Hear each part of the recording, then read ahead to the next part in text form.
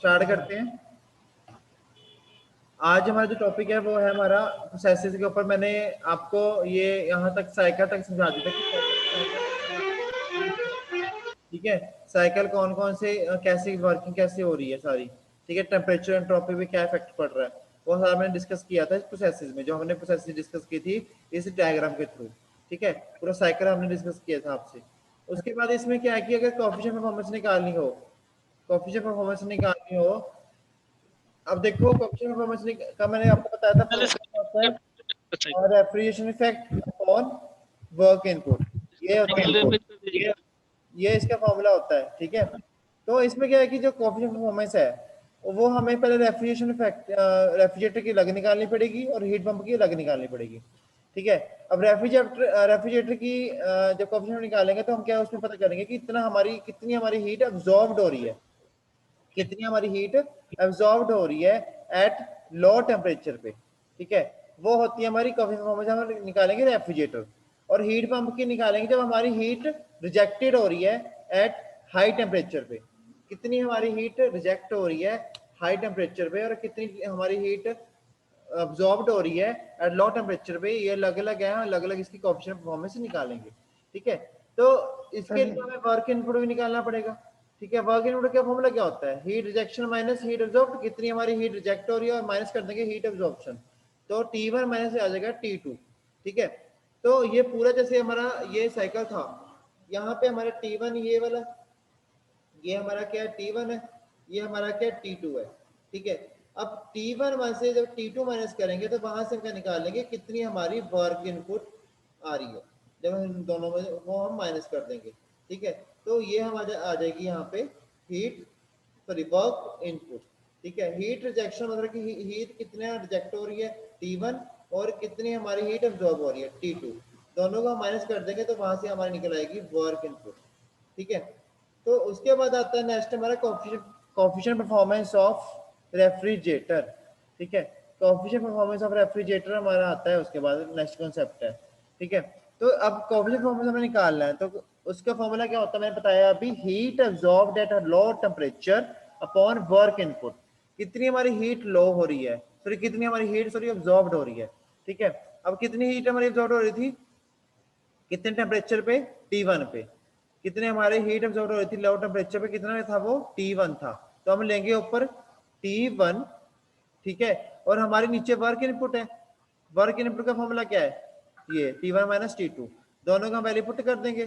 ठीक है, value put की तो ये हमारे क्या आ जाएगा, इसको जब हम सिंप्लीफाई करेंगे तो यहाँ पे आ जाएगा T2 upon T1 minus T2, T2 upon T1 minus T2। ठीक है, तो ये हमारी आ गई कोएफिशिएंट परफॉर्मेंस किसकी, रेफ्रिजरेटर की। ठीक है, ऐसे ही हम क्या नेक्स्ट करेंगे कोएफिशिएंट परफॉर्मेंस किसकी, हीट पंप की। हीट पंप की कोएफिशिएंट परफॉर्मेंस कितनी आ रही है, अब उसका फॉर्मूला क्या होता है, heat rejection at high temperature upon work input. ये आपका फॉर्मूला याद रखने ही पड़ेंगे। ठीक है, कि कितनी हमारी हीट रिजॉर्ब किस में हो रही है, कभी रेफ्रिजरेटर में हो रही है जब हम निकालते हैं, फिर जब हीट पंप निकालते हैं तो उसमें हमारी हीट रिजेक्शन होती है, क्या होता है वो आपको याद रखना पड़ेगा। ठीक है, heat rejection at high temperature वो होती है किसमें, COP, किसमें, हीट पंप में। ठीक है, तो हीट रिजेक्शन हाई टेम्परेचर का वही सेम कितना T1 अपॉन वर्क इनपुट कितनी है T1 माइनस T2, तो इसको हम सिंप्लीफाई करेंगे तो आ जाएगा T1 upon T1 minus T2। ये इसके दो फॉर्मूले आ गए। ठीक है, हीट सॉरी रेफ्रिजरेटर का ये आ गया। ठीक है, और हमारा हीट पंप का ये वाला फॉर्मूला आ गया, तो ये दोनों के अलग अलग फॉर्मूले आ गए हमारे अलग अलग कोएफिशिएंट परफॉर्मेंस के। ठीक है, तो ये आपको निकालने के लिए आ जाता है पेपर में, क्वेश्चन पेपर में, कि हमें कोएफिशिएंट परफॉर्मेंस अगर रेफ्रिजरेटर निकालनी हो तो हमने कौन सा फॉर्मूला लगाना है, और अगर हमें हीट पंप की निकालने के लिए आ गई तो हमने कौन सा फॉर्मूला लगाना है, वो आपको इस तरीके से निकालना पड़ेगा।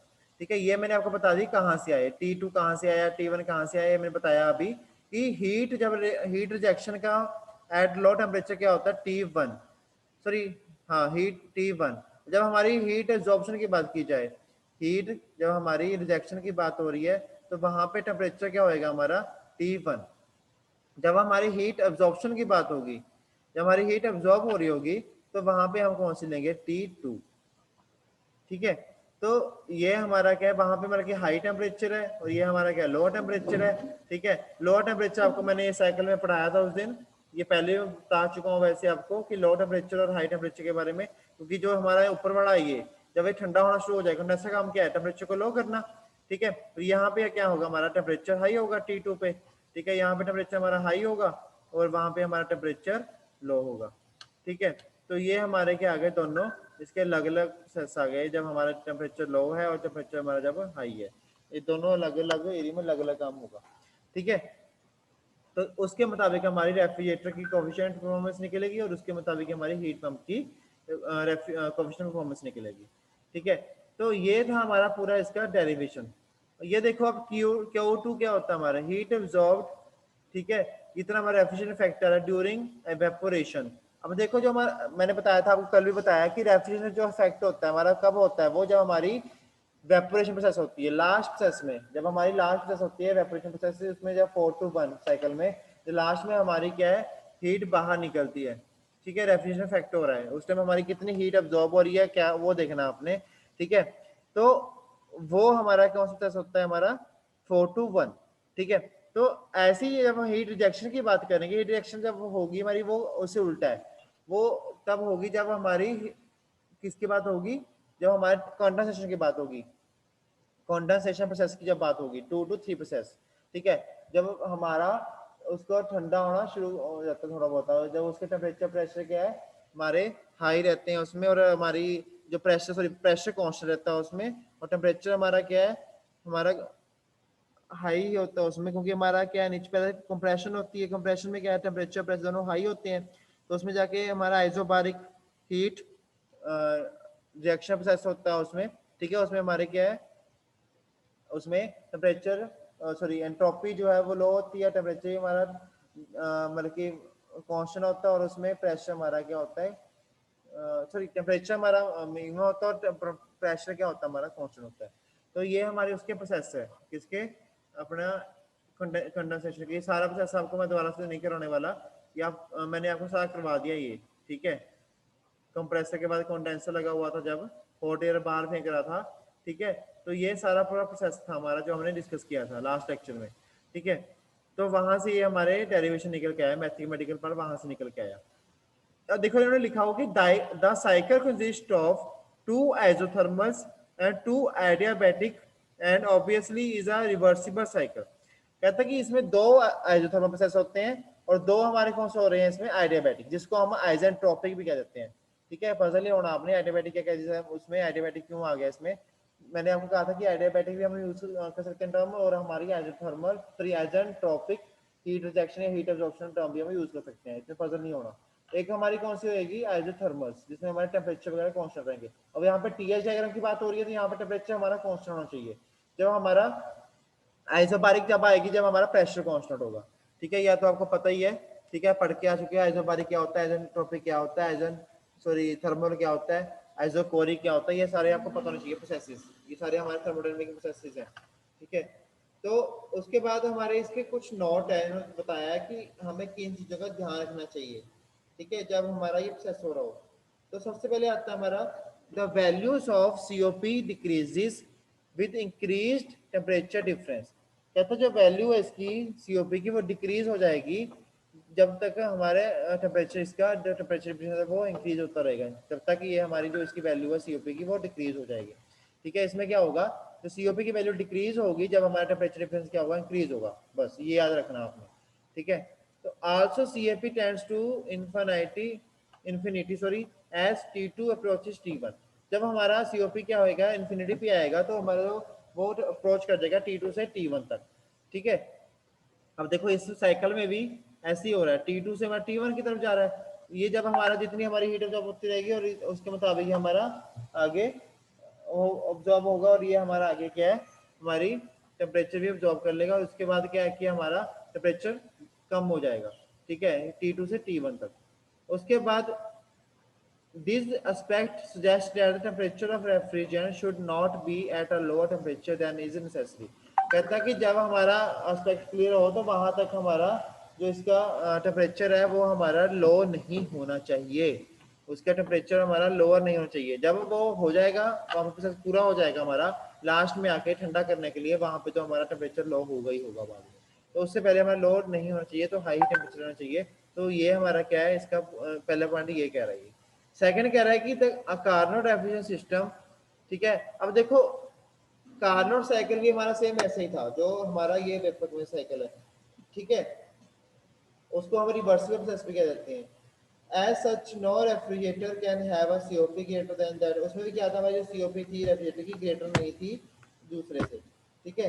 तो Carnot refrigerator when operating between the same temperature limits, such a current refrigerator is considered as a standard of perfection against which the performance of a practical, इसको इतना वो करने की जरूरत नहीं, बस आपको मेन क्या है कि आपको पता होना चाहिए, मेन आपको प्रोसेस क्या होना चाहिए, आपको इसका मैथमेटिकल पढ़ा, अगर आपको पेपर कंपैरिजन सिस्टम के बारे में आ जाता है तो आपको ये सब चीज़ें पता होनी चाहिए कि इसका प्रोसेस साइकिल वर्किंग कैसे करता है इसका, ठीक है।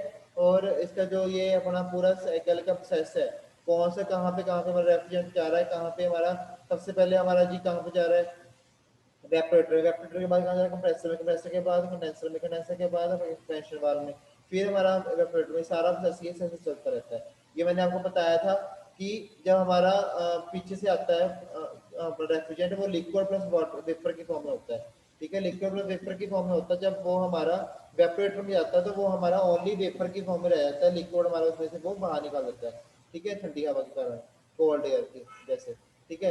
तो उसके बाद वो कहाँ जाता है, वो वेपर्स हमारे कहाँ जाते हैं, कंप्रेसर में, ठीक है। कंप्रेसर का काम क्या है, कंप्रेस करना, उसके टेम्परेचर प्रेशर को बढ़ाना, ठीक है। और वहाँ पे हमारे टेम्परेचर बढ़ जाते हैं तो वहाँ पे जाने के बाद हमारा कहाँ जाता है, वो कंडेंसर में, कंडेंसर में जाने के बाद जो उसमें जो हॉट एयर है, ठीक है, ठंडी हवा तो बाहर निकाल दी हमने पहले ही, अब वेपर आ रहे हैं उसमें, उसमें लिक्विड वाटर नहीं है तो उसको अब थोड़ा सा लिक्विड में कन्वर्ट करने के लिए इसको जो हॉट एयर उसको बाहर निकालना पड़ेगा, उसके जो उसके लिक्विड में उसको कन्वर्ट करना पड़ेगा, तो वो लिक्विड की फॉर्म में कन्वर्ट होता है, पूरी तरह कन्वर्ट नहीं होता वो, ठीक है, थोड़े वेपर उसमें होते हैं। उसके बाद एक्सपेंशन वाल्व का काम होता है उसको कंट्रोल करना, ठीक है। तो ये मतलब कि हमारा कोल्ड इन्वायरमेंट से वार्म इन्वायरमेंट में ये हमारे हीट ट्रांसफर करता है। देखो नीचे ये कितना अच्छा समझाया हुआ है इन्होंने, ये हमारा क्या करता है, कोल्ड इन्वायरमेंट से हमारा ये वार्म या हॉट इन्वायरमेंट तक ये हमारी हीट ट्रांसफर करता है इस साइकिल के थ्रू, ठीक है। ये सारा पूरा हमारा देखो मैंने आपको बताया था कि सारे साइकिल हमारे एक दूसरे पर डिपेंड रहते हैं ये, ठीक है, ये सारे साइकिल हमारे एक दूसरे के ऊपर डिपेंड रहते हैं, ठीक है। तो इसमें क्या है कि अब ये सारा साइकिल जो है हमारा, अब ये हम पढ़ के आ चुके हैं कि कंप्रेसर के बाद कंडेंसर में क्या है जी सारा कुछ। अब इसमें पर एक बात की कमी है, इसमें क्या है कि हमारा क्या हो रही है, वेपर कंप्रेशन की बात हो रही है, तो वेपर कंप्रेशन की बात हो रही है तो यहाँ पे हमारी कंप्रेशन, कंप्रेशन जो रेफ्रिजरेशन सिस्टम है इसमें क्या है कि हमारी जो लिक्विड कंप्रेसर है, ठीक है, वो कंप्रेसर हमारा वर्क कैसे करेगा, वो कितनी हमारे टेम्परेचर प्रेशर को इंक्रीज कर देगा, कितनी जल्दी कर देता है वो, कितने से कॉम्पिटेंट परफॉर्मेंस आती है वो इसमें हमें चेक करनी होती है, चाहे वो रेफ्रिजरेटर हो चाहे वो हमारा अपना दूसरा हीट पंप हो, ठीक है, दोनों की अलग अलग ही होगी, ठीक है। अब देखिए अब इसमें क्या चेक वाल्व लगाओ, या आपने अगर आपका फ्रीजर वगैरह घर पे सभी के होते हैं आजकल, ठीक है, अगर आपने घर पे देखा होगा, घर में आपके मैंने आपको उस दिन भी समझाया था, मैं आपको दोबारा फिर रिपीट कर देता हूँ। आपका एक फ्रिज होता है पूरा, ठीक है, कईयों का डबल स्टोरी होता है, कईयों का सिंगल स्टोरी फ्रिज होता है, ठीक है ना। तो सिंगल कैबिन या फिर डबल कैबिन का होता है, उसमें क्या होता है कि आप क्या करते हो, अगर रेफ्रिजरेटर जो होता है लगा होता है, जो फ्रीजर होता है जिसको कहते हैं, उसमें हम क्या, अगर हमने चिकन खाना है, चिकन का हम उसमें रख देते हैं, देखो इन्होंने चिकन रखा हुआ है, ठीक है, इसमें। अब उसके नीचे क्या है, ये हमारे नीचे पूरा क्या है, ये पड़ा है, या पीछे ये हमारी क्या अलग अलग ये सिस्टम लगे हुए हैं, अलग अलग सिस्टम क्या क्या लगे हुए हैं, ये एक हमारी ये क्या लगी हुई है कंडेंसर कॉइल, ये हमारी क्या लगी हुई है कंडेंसर का, जो मैं अभी ये रिप्रेजेंट कर रहा हूँ आपको, ठीक है। ये हमारा क्या चेक वाल्व है जिसको हम कंप्रेसर भी कह देते हैं, ठीक है, ये हमारे क्या कंप्रेसर लगा हुआ है यहाँ पे। उसके बाद ये हमारी सक्शन लाइन है, ठीक है, सक्शन लाइन के बाद हमारा ये क्या लगा हुआ है, हमारा जो ये वाइट कलर की है ये हमारी क्या वेपोरेटर है, ठीक है। उसके बाद ये हमारा क्या लगा हुआ है एक्सपेंशन बार। तो ये हमारे चारों पार्ट लगे हुए हैं, लगे होते हैं।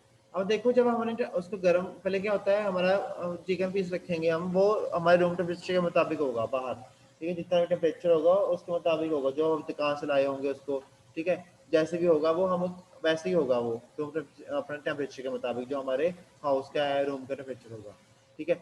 तो जब हम उसको फ्रीजर में रखेंगे, फ्रीजर में रखेंगे तो क्यों रखेंगे, उसको ठंडा करने के लिए, क्या कि वो सेफ रहे, ठीक है। तो अब उसमें क्या हीट है, जो इसमें हीट होगी, ठीक है, जो हीट है, अब वो हमारा क्या है, वहां पे प्रेशर क्या होगा, लो होगा, ठीक है। और जब उसको हमने क्या करना है, उसके टेम्परेचर प्रेशर को इंक्रीज करना है। सबसे पहले क्या करेंगे हम, जो कंडेंसर हमारा जो ये देखो लिक्विड के फॉर्म में आ रहा है यहाँ पर रेफ्रिजरेंट, वो हमारे किस में होगा, कंडेंसर कॉइल में होगा। ठीक है, वो कहाँ पे जाएगा हमारे अपना आगे एक्सपेंशन वाल्व में। ठीक है, बट हम इसका जो प्रोसेस है कहाँ से स्टार्ट करेंगे, यहाँ से। सबसे पहले हमारा वेपोरेटर लगा हुआ है। ठीक है, सबसे पहले हमारा क्या वेपोरेटर लगा हुआ है, और जो एक्सपेंशन वाल्व के थ्रू यहाँ पे लिक्विड और प्लस वेपर के फॉर्म में आ रहा हमारा, ठीक है, रेफ्रिजरेंट। ये देखो हमारा क्या है, ये वायलेंस शो की हुई है, सारा हमारा वेपोरेटर है। ठीक है, वेपोरेटर में क्या है कि हमारा रेफ्रिजरेंट जा रहा है। ठीक है, रेफ्रिजरेंट जा रहा है तो हमारा क्या, वो प्रेशर क्या होगा वहाँ पे, लो होगा। ठीक है, प्रेशर हमारा टेम्परेचर क्या, दोनों क्या होंगे, लो होंगे वहाँ पे। ठीक है, ये इसमें जा रहे हैं। ठीक है, अब ये क्या करेगा, मैंने बताया था कि ये क्या करता है, हीट को क्या करता है, अब्जॉर्ब करता है। ठीक है, और जो हमारे हीट अब्जॉर्ब कर लेगा, जो हमारे उसमें रखा हुआ चिकन, उसके हम क्या करेंगे, हीट को अब्जॉर्ब करना शुरू कर देगा। ठीक है, जब हीट अब्जॉर्ब करना शुरू कर देगा तो वो आगे वो कहाँ भेजेगा उसको, उसके टेम्परेचर प्रेशर बढ़ाने के लिए। ठीक है, कहाँ भेजेगा उसको, कंप्रेसर में। ये देखो उसके बाद कहाँ जा रहा है, ये कंप्रेसर में, ये लगा हुआ हमारा पूरा कंप्रेसर। ठीक है, कंप्रेसर का काम क्या होता है, कंप्रेस करके इसके टेम्परेचर प्रेशर को इंक्रीज करना। ठीक है, टेम्परेचर प्रेशर हमारा इंक्रीज हो गया। ठीक है, वो लिक्विड की फॉर्म में है। अब देखो यहाँ से हमारे लिक्विड की फॉर्म में, फिर वेपर की फॉर्म में आ गया था ये सारा। ठीक है, अब आगे जा रहा है फिर यहाँ पे। ठीक है, वो अब कहाँ गया, उसके बाद कंडेंसर कॉइल में। कंडेंसर का काम क्या होता है, वेपर की फॉर्म को कन्वर्ट करना, स्टेट चेंज करना उसकी लिक्विड में, और जो उसका टेम्परेचर है उसको हाई करना। ठीक है, और उसका जो रिजेक्शन हीट को रिजेक्ट करना बाहर। तो उसके बाद वो कहाँ जाता है हमारा आगे, ये देखो लिक्विड लाइन है। अब देखो लिक्विड में कन्वर्ट हो गया, लिक्विड कन्वर्ट होने के बाद वो कहाँ चला गया, आगे एक्सपेंशन वाल्व में। एक्सपेंशन वाल्व का काम क्या होता है, इसको कंट्रोल करना, जो भी हमारा पीछे से आ रहा है। ठीक है, जो भी हमारा रेफ्रिजरेंट पीछे से आ रहा है वो बड़े प्रेशर से आएगा। ठीक है, उसको क्या करना, आगे अपना कंट्रोल करना। एक्सपेंशन वाला काम क्या है, ये होता है। तो ऐसे ही हमारा फिर उसके वेपरेटर में जाएगा, तो ये पूरा हमारा प्रोसेस क्या चलता रहता है साइमल्टेनियसली। ठीक है, पूरा प्रोसेस हमारा ये ऐसे चलता रहता है। आपको मतलब कि आपको चार जो इसके पार्ट्स हैं, जो इसके चार कंपोनेंट्स हैं, उसकी आपको वर्किंग के बारे में पता होना चाहिए कि उसकी वर्किंग कैसे कैसे होती है, हर एक कंपोनेंट के बारे में आपको पता होना चाहिए। कंप्रेसर काम क्या होता है, वेपरेटर का काम क्या होता है। अभी मैंने कल पहले आपसे डिस्कस किया था कि आपको पता है कि नहीं, कुछ पता, आधे बच्चों को कुछ पता नहीं था। ठीक है, इसलिए मैं कहता हूँ आपको बार बार कि आपको, आप बेसिक पढ़ो, आप आगे आराम से कर लोगे। अगर बेसिक नहीं आपको क्लियर होंगे तो आप आगे नहीं कर सकते कुछ। ठीक है, कल किसी को कॉफी परफॉर्मेंस निकालनी नहीं आ रही थी, कॉफी परफॉर्मेंस क्या होता है, उसका फॉर्मूला क्या होता है, किसी को ये पता ही नहीं था। ठीक है, तो प्लीज पढ़ा करो बैठ के घर पे। ठीक है, उसके बाद नेक्स्ट आता है हमारा, ये हो गया था। अब इसके आएंगे न्यूमेरिकल्स। ठीक है, अब इसके न्यूमेरिकल्स आएंगे, जो हम इसके पूरे साइकिल के ऊपर डिपेंड होंगे, इस डेरिवेशन के ऊपर डिपेंड होंगे। वो हम कल डिस्कस करेंगे आपके नेक्स्ट लेक्चर में।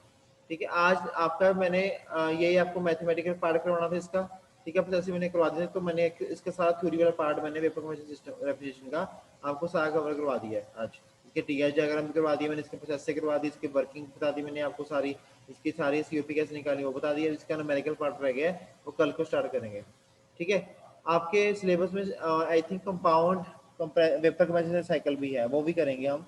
ठीक है, तो पहले इसके न्यूमेरिकल करेंगे हम, उसके बाद फिर वो करेंगे, फिर उसके न्यूमेरिकल करेंगे। ठीक है, तो कल हम करेंगे नेक्स्ट टॉपिक स्टार्ट न्यूमेरिकल से। ठीक है, नेक्स्ट कल लेक्चर में।